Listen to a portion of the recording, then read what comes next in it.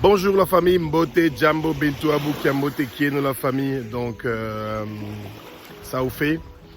Nous sommes à Uvira et c'est dans le sud Kivu, pour les gens qui ne connaissent pas bien le Congo. Et depuis un certain temps, ici à Uvira, le lac Tanganyika a inondé carrément beaucoup des endroits d'Uvira.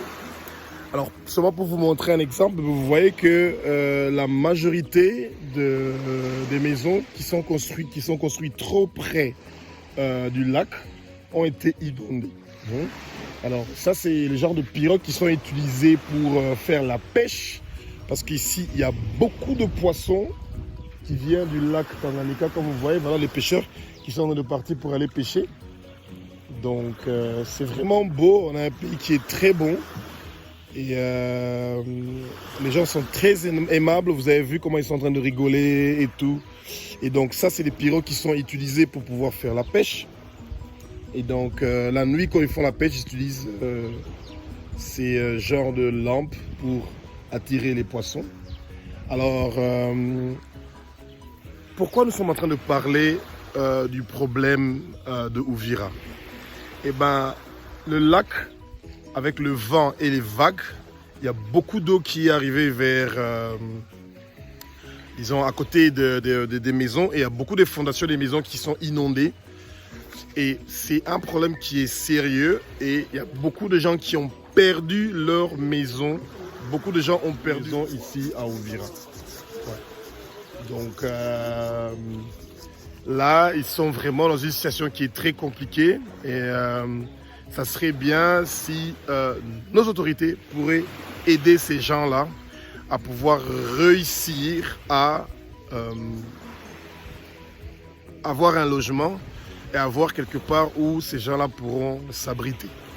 Il y a beaucoup de gens qui ont perdu leur maison et on ne parle pas de ce genre de maison ici parce que ça, c'est des gens qui avaient construit leur maison trop à côté du lac parce que vous voyez, quand vous regardez, ça c'est le lac. Et le lac Tanganyika était vraiment là-bas. Et le lac s'est approché jusqu'ici. Ça a pris beaucoup de distance vers la terre. Et la majorité des fondations que vous voyez sont complètement inondées. Ouais. Donc c'est terrible ça. C'est vraiment terrible. Et ça, c'est l'œuvre du lac Tanganyika. Ouais. Et le soleil est en train de se lever, c'est tellement beau. On a un beau pays de Congo. C'est génial. C'est vraiment génial. Et les gens sont très aimables. Ils sont vraiment des gens qui sont très gentils. Et chaque fois que je vous dis qu'au Congo, nous avons beaucoup de difficultés et que les gens, chaque fois on continue à vous répéter ça, on a besoin de l'eau potable. Les gens sont en train de boire l'eau du lac Tanganyika. C'est de l'eau qui n'est pas potable. Ils peuvent avoir beaucoup de maladies. Et l'eau du lac Tanganyika est de l'eau douce. Il suffit seulement d'avoir quelques produits et d'être bien structuré et organisé. Il y a moyen d'avoir de l'eau qu'on pourra utiliser. Mama, hiyo mai unakamata kunywa. Alors, si je vous dis ça, vous n'allez pas me croire, maman. Hiyo mai unakamata kunywa, utakunywa. Baba yangu ndio utakunywa baba. Utakunywa. Hamtaugua malali. Kweli. Hiyo yenyewe tunakunywa baba. Na hii bidon iko 25 litres. Utapeleka hii bidon kukichwa. Utabeba kukichwa. Toka kule kunyangara. Unasikia pale penyewe wanasema kumoniki. Pale baba, njoo kunyumba. Mama, Mungu akusaidie. Niko na chota baba, nenda kunywa. Vous avez entendu, c'est pas moi qui est en train de dire ça. Donc la maman ici, elle est en train de prendre de l'eau qu'elle va emmener pour aller boire comme ça. Et c'est terrible, la famille. C'est vraiment terrible ce qu'on est en train de voir.